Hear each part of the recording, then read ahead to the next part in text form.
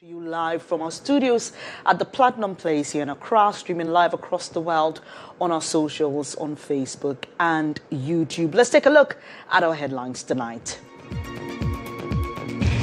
Shatta Wale released from Yoko custody after satisfying bail conditions. The musician is being investigated for the possession of a stolen Lamborghini Urus. Stay with us as we explore the proliferation of stolen vehicles in Ghana and the loopholes that exist within the system.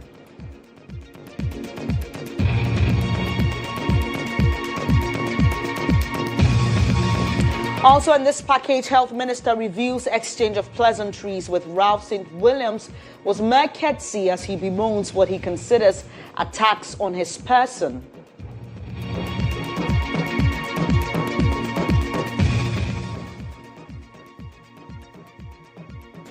And former Asantehemaa MP GHOne speaks on his 60,000 CD election petition fine. The former legislator says it won't be the last of him.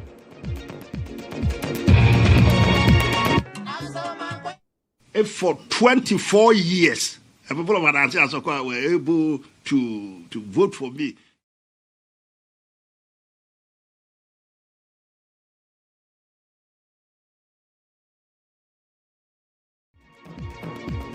And in business, Bank of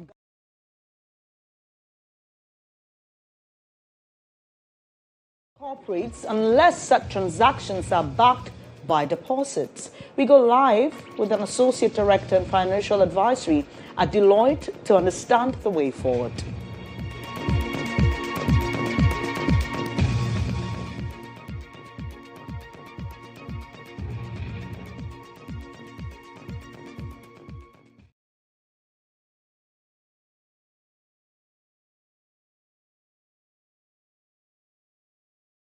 Don't have criminal records. Uganda rather accepts deal with the US.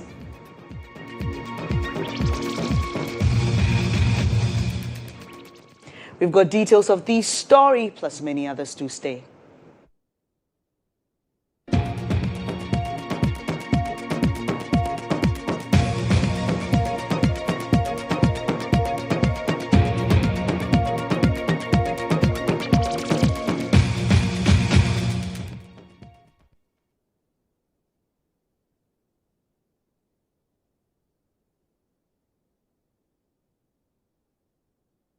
Thanks for your company. Tonight we begin with the biggest story on Shatta Wale.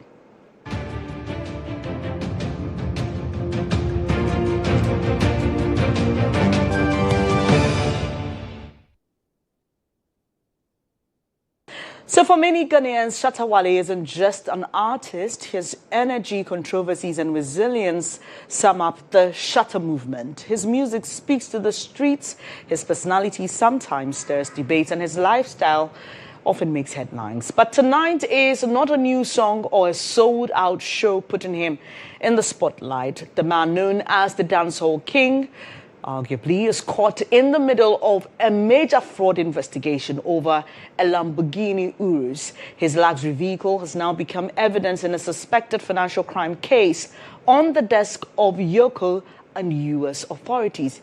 Here's how everything has unfolded. In September 2024, dancehall musician Shatta Wale announced a successful purchase of a yellow Lamborghini Urus. His post on social media sparked excitement among fans, many flooded his comment section with praise and heartfelt messages celebrating the acquisition. Close to a year on, August 5, 2025, the luxury car was seized from his residence in a joint operation with the Economic and Organized Crime Office and the U.S. Justice Department. The vehicle is said to be linked to US-based convicted fraudster Nana Kwabena Amoah, and investigators suspect it was acquired with proceeds of crime. Statement from Yoko explained that the seizure formed part of a broader investigation into money laundering and the tracing of the asset tied to convicted fraudsters abroad. The agency also hinted that some high-profile Ghanaians will be drawn into the probe.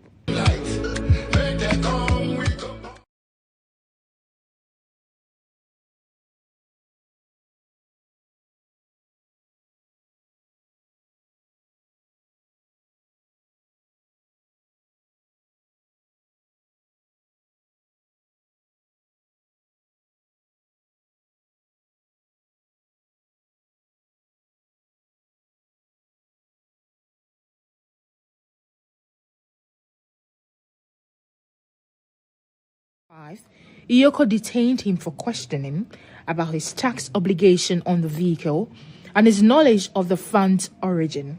The case has sparked huge public attention. Hundreds of fans throng Iyoko's offices to protest his detention, singing his songs and demanding his release. But Shatta Wale's management has appealed for calm, urging supporters to trust the legal process.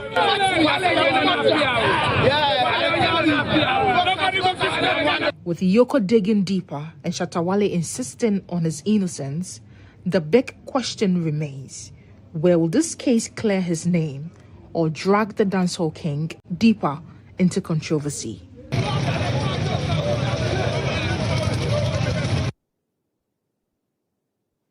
So stay with us. We'll be delving into multiple strands that this particular story presents. But Iyoko has been speaking about the musician's arrest in a statement released earlier today. It claimed that Shatta Wale has not presented any evidence of purchasing the said vehicle, and I'll be bringing you details of that statement shortly. Like I mentioned, we will be engaging legal experts. We'll also be talking about the loopholes within our system. How is it possible that a vehicle is imported into the country, comes through the nation's ports, is registered, and we still cannot detect that it is a stolen vehicle?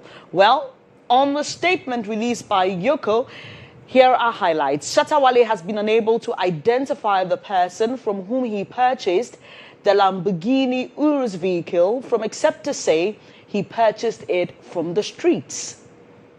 So far, Shatta Wale does not possess documents in terms of receipt or transfer of document, which shows that he owns the Lamborghini Urus, except a custom declaration document in his possession bearing the name of Nana Kwabna Emwa, who is currently in jail in the US. Now, following a public claim by Shatta Wale on August 5 that he purchased the Lamborghini Urus at $150,000 from an unidentified party, Iyoko issued an invitation to him to report on August 13, which was rescheduled to August 20, and he was supposed to appear to assist with investigation.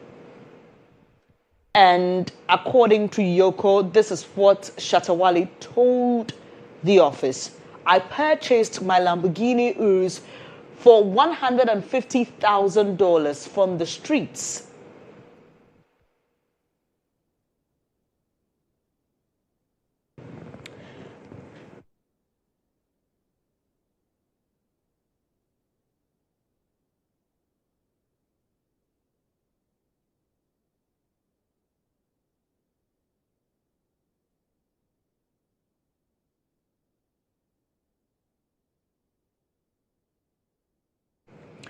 So those were highlights of a statement released by Iyoko earlier today on why it had invited musician Shatta Wale and detained him. We know that earlier in the day, there were processes that were initiated to try and get him on behalf of the musician by his lawyers and management to get him bail. We know that that has happened now and he has been released. But the case is far from over. And we have been joined by Justice Abdullah. He's a private legal practitioner for a quick legal analysis on this matter. I'm grateful for your time here, sir. So what's at stake for Shatta Wale now? Yeah. Hello, Justice? Well, it appears that... Right. Justice Abdullah, did you get my question, please? No, I did not. Well, I was asking, considering the statement by Iyoko, this is a case beyond Ghana. The FBI and U.S. authorities are involved. In fact, Shatta Wale is only being picked up because he is in possession of a vehicle that is linked to a major criminal investigation. Now, from Iyoko's release, we understand that he's unable to prove that he indeed purchased the vehicle. He's unable to show documents suggesting that he owns the vehicle. So what's at stake for him, based on what we know so far? Bernice, let me put it this way for you. It is not only because he's in possession of the vehicle. It actually goes beyond that. It's a very serious issue. So trivializing it by the use of the word only doesn't help here. No, my intent was, let me just clarify here, Justice. My intent was not to trivialize it. What we know now is that, yes, there is a broader investigation to pin him down, but he was picked up because he was in possession of a vehicle that was being tracked all the way from the U.S. And that was the context within which I used only. Absolutely. Right. So what I'm driving home is that if you are in possession of an object, an asset, that can be said to be a process of crime, you could be linked to the commission of that crime. Now, in this particular case, it's more difficult because for Shatta, because he's alleged to have stated, on social media that he did bought the vehicle from an unidentified person. Let's put this in perspective. If you look at what the communique from Yoko, they seem to suggest that the vehicle is being recovered as part of the orders made by a court in the U.S. To forfeit the assets of the man at the center of issues, indeed, who is in custody in the U.S. at this point. And so it is part of a recovery process. It is not, I think earlier the misconception was that the vehicle had been stolen from someone, or somebody has been killed, and all other, some other factors that people were alleging, linking into this particular crime. But what Yoko puts out there suggests that it's completely the opposite. It's rather the case that this vehicle is being retrieved as part of the orders of the court for the forfeiture processes, as more or less to compensate whoever, in fact, the United States government, of course, for the crimes that the man at the center of affairs who is in custody at the point is alleged to have committed. So this is the essence of this whole process that we are that is unfolding before us. But I think Yoko is trying to go beyond this to be able to establish the nexus between how Shatta Wale became possessed of the vehicle and how the vehicle actually came all the way from the US to Shatta Wale. Unfortunately, these are I think some of the answers can easily be obtained from the documents that were used in clearing the vehicle, who cleared the vehicle. That answer can easily be obtained, whoever cleared the vehicle. Right. The importer or the consignee can easily be obtained from from either DVLA or from the port. We can easily establish these facts. Now, once we're able to establish these facts, I think it will be relatively easier for us to be able to trace whoever Shatta Wale allegedly bought from, whether it's a goat Zach or a real human being Zach. Right, Justice. Whether the person exists in the street. Right. But my question is, what's at stake for him legally? I mean, after investigations are made, what is he likely to face depending on whatever Yoko discovers? Exactly. So once you are alleged to be involved in a crime of this nature, in possession of a process involved, in this particular, an asset that is in relation to a commission of a crime, you could be charged with any offense beginning from, in this case, he says that he bought it. So we may be looking at things like, what's it called? Buying stolen goods, as we popularly call it. So if you bought a stolen goods, you could be charged with a crime on its own. And that can be, at this point, that is the best crime that we can look at this point. Okay. Now, if it turns out that there were other crimes that were committed in line with this, and that he was an importer, among other things, then there could be other charges that could be added to what I've just talked about. All right, Justice, I'll have you hold on for I'll have you hold on for a moment. Let me bring in the General Secretary of the Vehicles and Assets Declaration Association, Clifford Ansu. Thank you so much for your time here. I've seen reports suggesting that this whole conversation and spotlight on the importation of stolen vehicles in Ghana. And mind you, it's not only Shatta Wale. We understand from all the other cases involving the FBI and people being extradited to the U.S., they involve stolen vehicles. In fact, the FBI suggests that Ghana is a hub for stolen vehicles from U.S. and Canada. How is this affecting your operations as Vehicles and Asset Dealers Association? Okay. very much, Madam. I can say good evening to you and your cherished community listeners across the globe. As a matter of fact, this matter vehicle dealer is happy about that. And it's not something that... Sorry, Mr. Ansu, I'm really struggling to hear you. Your line is really bad. I hope you can do something about it for us now. Meanwhile, while we try to get you to work on your vehicle, though, let me engage the Public Relations Officer of the DVLA, Stephen Atto, because there are also conversations about why our system is not able to detect a stolen vehicle right from when it's imported to when it is even registered. I'm grateful for your time here this evening. Are you able to give us answers to that particular question? All right, thank you very much, and good evening to our viewers. That's quite a difficult one, but at DVLA, we have a clear mandate, and our mandate simply is to ensure that any vehicle that is brought into this country is registered, and the registration process with DVLA starts with the customs service being able to give us an indication that, look, go ahead and register this vehicle because we have cleared the vehicle as having been imported through the right channel into the country. So the basis of anybody raising the case of a stolen vehicle into the country should rather look at how soon does that information of a stolen vehicle get to the authorities of Ghana.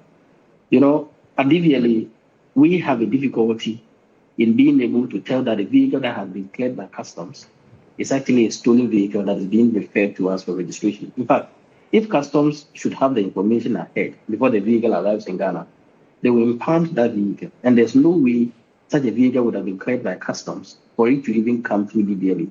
But one of the things you should appreciate we doing at DVLA is that just recently we've introduced our DP stickers. Previously, we were using number plates or DP plates, which could not contain certain security features. But with the DP stickers we are using currently, there are security features that actually identifies the person in whose name the vehicle is being registered, the type of vehicle, the chassis number, and all of that, to ensure at least a certain identification of the vehicle as soon as the vehicle arrives or being recorded in DVLA record. Now, that is to trace the ownership of the vehicle, at least at the point of entry, where we give you the DP sticker all the way until the vehicle is transferred to the eventual buyer, so that at least if you should come to us or an institution should come to us eventually with a record that, look, there's a record today of a stolen vehicle into the country, we're able to trace it from the point of entry up on our issuance of the DP sticker all the way until the final person comes to us to register the vehicle as the owner of the vehicle. That is where we come in at. So if I get you correctly, as it stands now, what DVLA can do is you can only follow up on a reported case.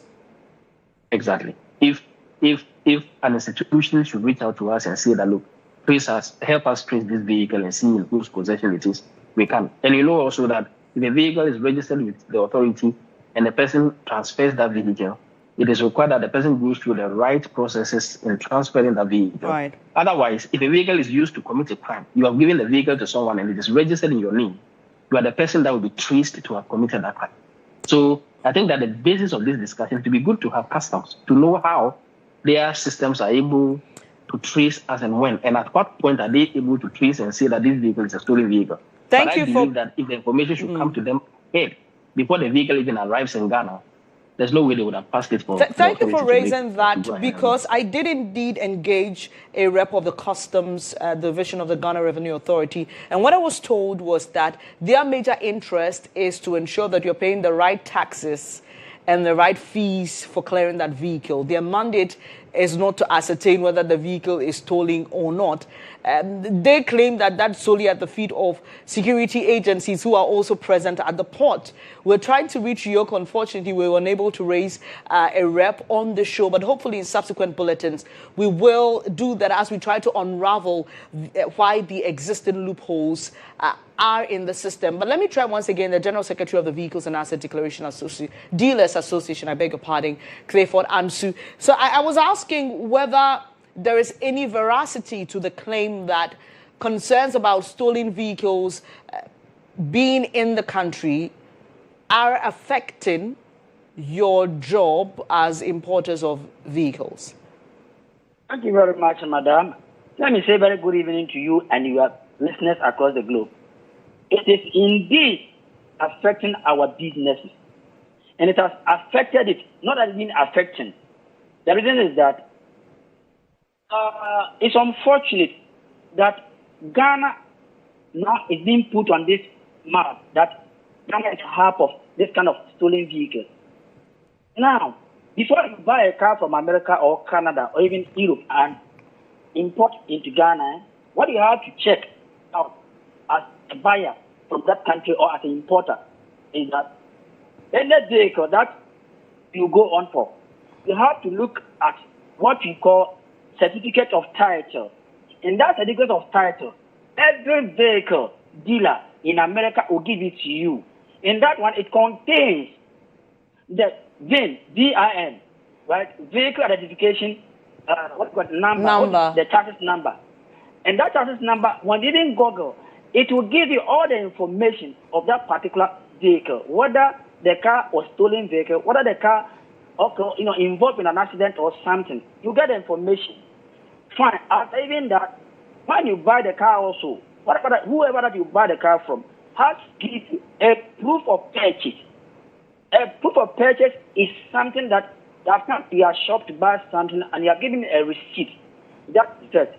So when I take it to anywhere and there's any problem later, I only come to you. I can come and confront you that, the thing that I came here to buy, this is what has happened to it. So what are you doing about that? Fine. After getting all these things, right, and the car is imported into Ghana, right, as for customs, local, DVLA, they have no idea about whether the car was stolen or not stolen. Because already, the customs have told us that once the duty is paid according to the charges that particular car is supposed to pay, and you pay, you are good to go. Fine. So now, the DVL also, and even take your documents to them, they only have to register at your garage. Right. And if it happens like that, you may not know perhaps the source of that particular car. So that's at the heart of this. So back to what you said earlier. So as a garage owner, if someone comes to put their vehicle, they're hoping to sell it off. What can you do to ensure that that vehicle is in good standing? Are there any mechanisms for you to determine that? What you can do is that the duty papers for the customs is what you have to check out as a dealer. But you just said that the focus of the customs and DVLA is not to determine whether the vehicle is stolen or not. So is there any space from the time of purchasing a vehicle in the US or Canada, importing it into the country, clearing it, is there any particular aspect of that whole process that looks into specifically whether the vehicle is stolen or not? As a matter of fact, let me be sincere, I'm very frank with you. Over here in Ghana, most of us, the dealers, we don't check those things. What you all know is that the car has passed through our borders, and the duty also, has been paid. So when the duties have been paid and the documents are correct and they give it to you, you just sell it to the people. So as we speak, if I walk into your office or into your garage and I'm buying a vehicle and I say I'm concerned, I don't want to be pointed out as someone possessing a stolen vehicle, can you prove to me as a car dealer that this vehicle is in good standing? You will not be able to do it. I will not be able to do it, and no car dealer also will be able to do it, because I'm telling you the fact on the ground. Because the person who bought the car supposed to possess those documents, but you, the dealer, will not have any advantage of possessing such documents because nothing has happened. If something like this has not happened, you will not demand all these things. Right. From the person who has bought you a vehicle to sell that, I need this, I need that, and all that. We don't do that.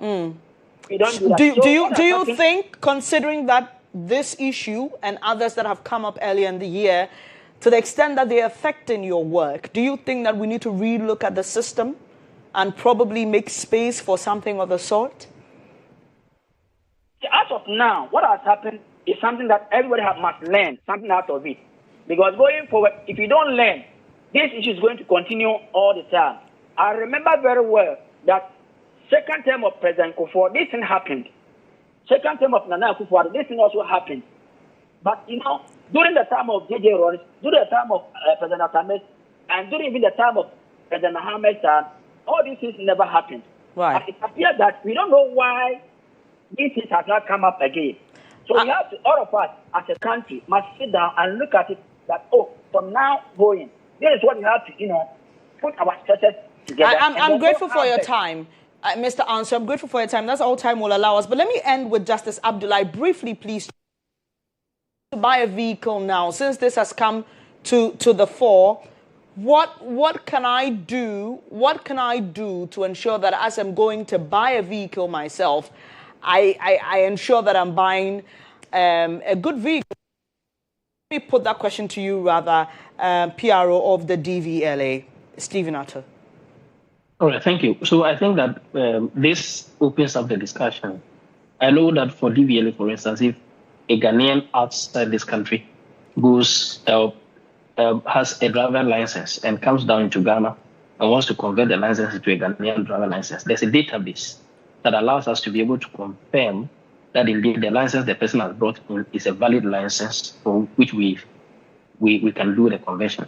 We must be able to have interagency global discussion around this to be able to have an idea or a platform where as soon as the vehicle becomes a stolen vehicle, that information is placed there. So it helps our customs officers to be able to go into that database to validate and see. But again, I think it also borders on the speed of reporting. So if a vehicle is stolen, even in land, if a crime is committed and the crime is not reported, at no point will anybody be able to tell that a crime has been committed. Right. So if a vehicle is stolen, say last year, and then the vehicle has been imported into Ghana, sold to somebody, and you are reporting it to us this year, this is the very time we're only becoming aware of it. So we cannot be held to have said that a vehicle was stolen as far back a certain period, and the vehicle has been in Ghana since, well, we have not had any prior notice of it. Right. Indeed, this opens up for a conversation, and we hopefully will be engaging more experts, more analysts on this subject matter in subsequent bulletins, and that will be it for Insight.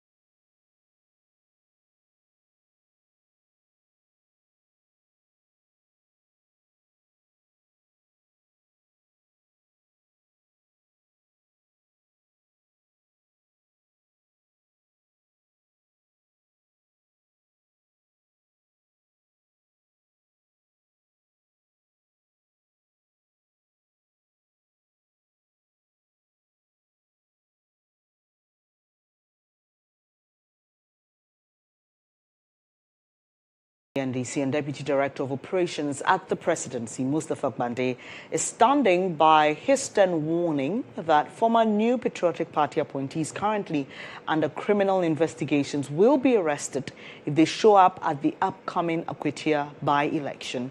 His comments have drawn accusations from the opposition of attempts to intimidate leading figures of the NPP ahead of the polls. But speaking exclusively to GHOne TV in a yet-to-be-aired interview, Mustafa Gbande maintained that there is no cause for fear so long as no wrongdoing has been committed by the NPP members in question. Here's a snippet of that interview. There will not be violence in Akwatia, but if any of the boys they have used to cause mayhem in 2020 and all of the elections that we know, if we find them there, we arrest them. So that's what you mean by the wanted people will be arrested there? Yes, those who have it's done not robbery. Formal government appointees? No, they are part of it. Apenyo Markins, like if he goes there, he'll be arrested. President Mahama didn't appoint any of us to go and abuse the power that we have, to become criminals. Okay? So anybody who have done that in the MPP should not, if you steal $1 million, do you know how many poor people you have disadvantaged? Do you know how many boreholes you have denied the community? Do you know how many teachers you have denied salary? This is a small country called Ghana. We get so much revenue, and we don't see its impact on in the life of the people. And we sing the songs every day. Politicians come and they steal and they make friends, and it goes round a cycle every day. We must change it at a certain point. Those who have committed the crime, they know themselves. Those they have used to try to kill others, they know themselves. They know we know them. Those they use to terrorize people in the bush, they know we know them. Those they have used to defraud people all over the place, at the port and in all over the place, seizing their cars and stealing, they know we know them.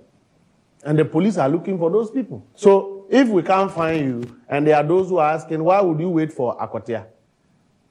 If you are having to travel all around looking for a suspect, and there's an opportunity where you ransack the suspect, it saves cost. The full interview will air just after the news at 7:30, so do stay on to hear fully what Mustafa Gbande has to say, especially about the Akwatia by-elections. Away from that, Health Minister Kwabena Mintah-Kando has responded to persons who've criticized him over a viral video capturing him shaking hands with Ralph St. William, the social media activist accused of assaulting a nurse at the Greater Accra Regional Hospital. The footage, which circulated shortly after the minister's engagement with hospital authorities, sparked debate about whether the gesture signaled sympathy for the suspect. There's more in the following report. Addressing journalists on Thursday, August 21, 2025, Health Minister Kwabena Mintah-Kando clarified that his handshake was not an endorsement of the alleged attack, but rather a show of courtesy expected of someone in public office.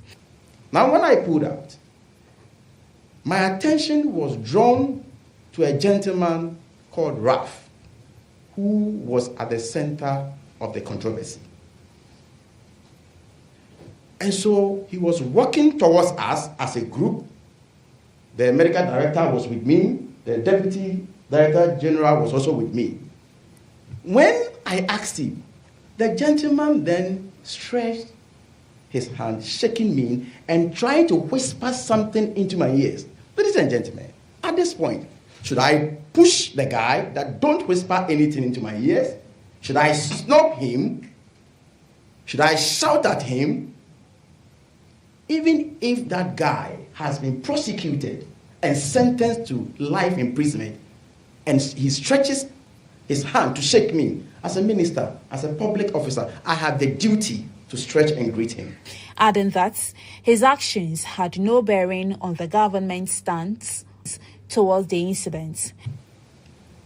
So let us not reduce the fact that I shook hands with him does not mean that I should stop any measure or any steps that the ministry or government will take to unravel the situation. Health Minister Kwabena Mintah-Kando again insisted nobody has the right to attack or assault any health professional at any provocation, adding that the ministry is reviewing the security needs at the various health facilities following the chaotic incidents at the Greater Accra Regional Hospital. The minister also revealed the ministry has provided a number for the public to lodge complaints of misconduct of health professionals. Irrespective of the level of provocation at any health facility in this country, nobody, irrespective of your status in society, absolutely nobody has the right to attack any health professional in this country. To the client service. So this is what we are doing. We have some numbers available where if people feel dissatisfied, okay, I'm told the numbers have been displayed on the screen. When they feel dissatisfied, you can then call. The fact that you have called to lodge a complaint doesn't mean that you are right. We will look into the matter and then appropriately dealt with it. We have communicated directly to all the health facilities in the country through the Director General and the teaching hospitals that they must make these suggestion boxes and numbers conspicuously written or posted at all health facilities. So it is something I am pursuing aggressively. Thursday's press briefing had in attendance the Ghana registered nurses, officials from the Ghana Health Service, and the medical director of the Greater Accra Regional Hospital. That report was put together by our health desk. But beyond what you heard in that report, the Minister of Health also bemoaned the rate at which some union leaders have developed a penchant in attacking his personality at the least provocation. He noted with displeasure how some union leaders have reminded him of his status as a farmer when he tried to intervene in the Ridge matter. Our attention as a ministry that some union leaders, and the emphasis is mine, some union leaders have developed the penchant of attacking my person at the least provocation and in most cases without provocation. I have been reminded of the fact that I'm a farmer. Yes, nobody needs to remind me. I'm a proud farmer and everybody knows it. Not until my appointment, I was one of the largest rice farmers in this country, and I'm proud of that. Please, we have a lot to deliver, and some of these things will not divert our attention. We will continue to do our best for Mother Ghana.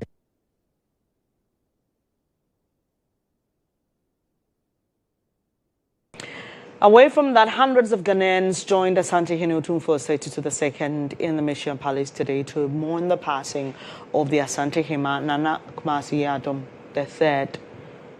The dignitaries that attended the one-week funeral rite included Vice President Professor Jane Nana Opoko Ajiman, Chief of Staff Julius Debra, NDC National Chairman Johnson Esiedu Nketia, Ashanti Regional Minister Dr. Frank Amwako-Hene, Charity, and other governors and Minister of Local Government and Religious Affairs Ahmed Ibrahim.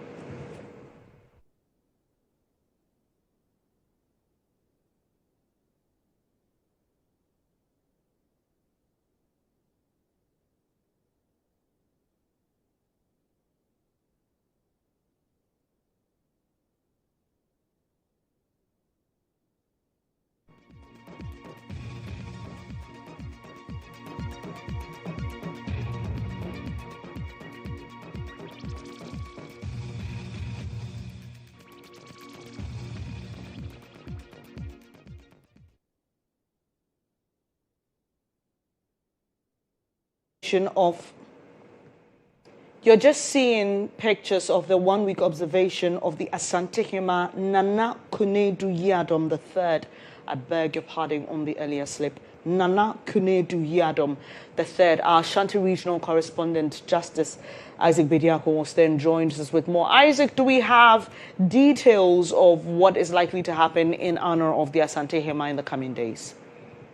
So the Asantehemaa, after the 1 week funeral, spoke through his language, Pafok and Prechi, and announced a ban on funeral activities effective 2nd September.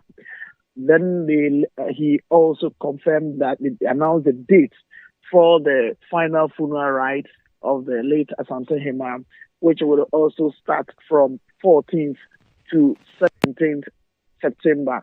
What it means is that the Queen will be laid in state from 14 up to 17, which is 4 days.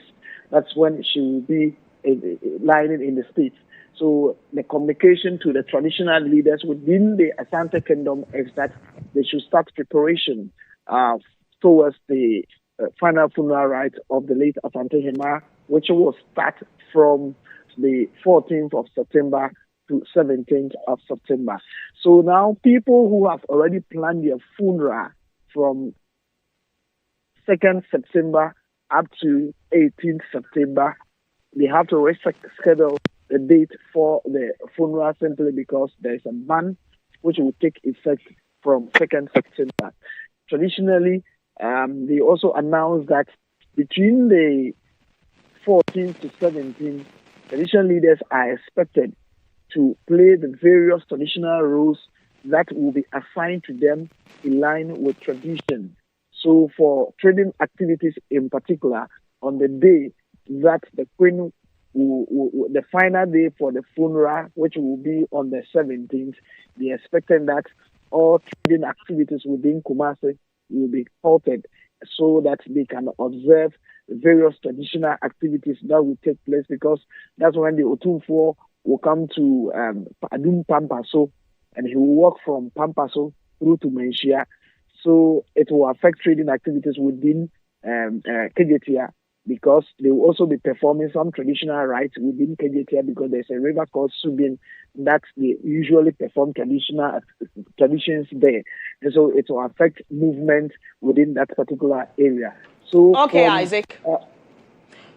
Isaac, yes, we will be following up on further activities that have been outlined for the funeral of the Asantehemaa, but that's my colleague Isaac Justice Bediakode giving us details of today's one-week observation of the Asantehemaa Nana Kunedu Yadom III.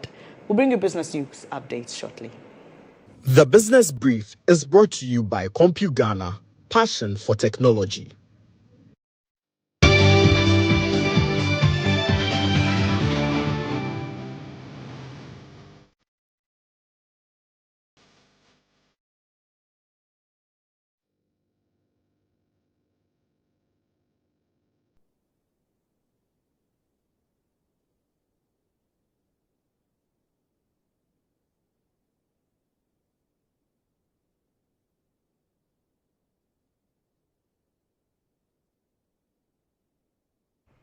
And in business news tonight, the Bank of Ghana has directed commercial banks to halt the payment of foreign currency cash to large corporates unless such transactions are backed by deposits. Commercial banks can only process these payments if they are fully supported by equivalent foreign cash deposits lodged by the same institution as the Bank of Ghana. The directive follows a growing practice where large corporates, including bulk oil currencies without prior deposits. The BOG warns this practice places avoidable pressure on the foreign exchange market and undermines efforts to maintain stability. In its statement, the Bank of Ghana cautioned commercial banks that fail to comply will face sanctions and attract appropriate regulatory penalties.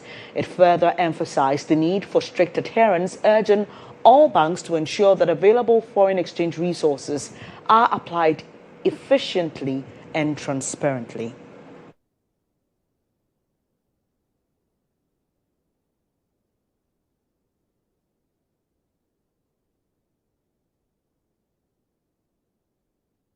Advisory at Deloitte, Dennis Brown, on this. I'm grateful for your time this evening, sir. What are the implications of this directive on liquidity in the foreign exchange market?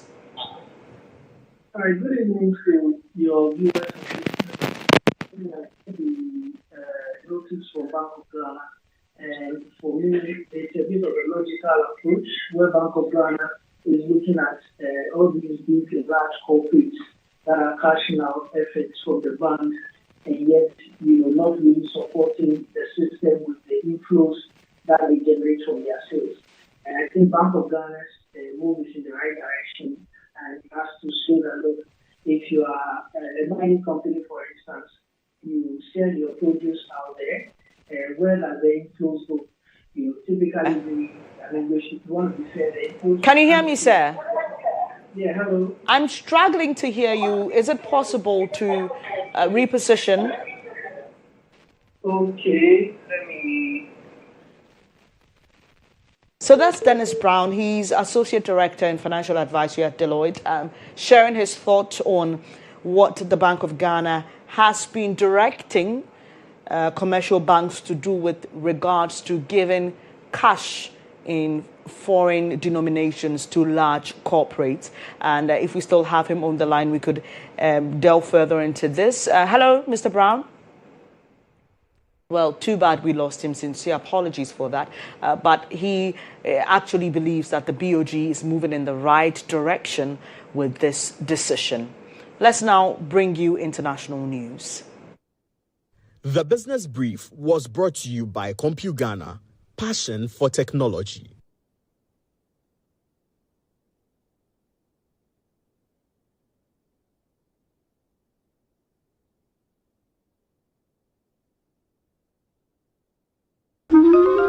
Again.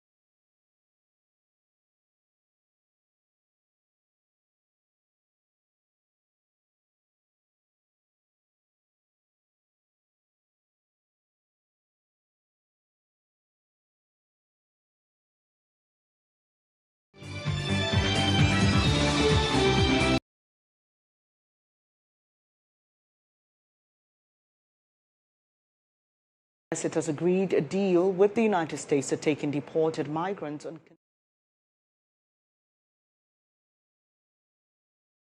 that it will also refuse unaccompanied minors and has expressed a preference for people with African nationalities. Uganda's Ministry of Foreign Affairs says the two parties are still working out the details, but confirmed the deal had been concluded last month as 13 men described as dangerous criminals were deported to Eswatini and South Sudan. Rwanda has reportedly agreed to accept 250 migrants from the U.S. Since returning to office in January, U.S. President Donald Trump has cracked down on undocumented migrants, a key campaign promise that drew strong support.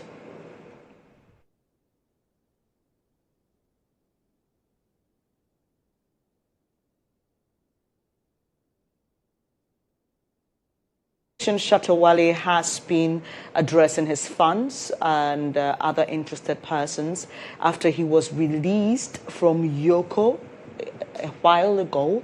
Let's hear what he has to say. You know, the most, because you guys are the ones that hold me down. Once again, I want to say, you know, a big thank you to everybody that has been in support of this. You know, shouts to Neo Original One Don, you know, who has been a father to me too, and he's been very supportive too as well. You know,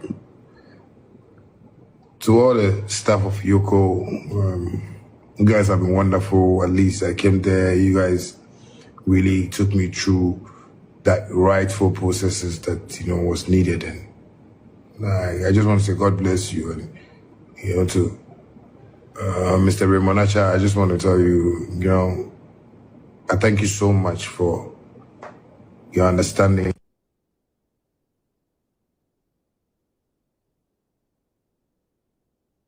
So that Shatta Wale, shortly after being released from Yoko, after satisfying bail conditions, he's been investigated for possessing a stolen Lamborghini Urus. And that's how we end this edition of News Tonight with me, Bernice, Abu-Baidoo, and I'm grateful for your time. There's more news, however, when you log on to starfm.com.gh. Also, don't forget that exclusive interview with the NDC's Mustafa Bande is up next.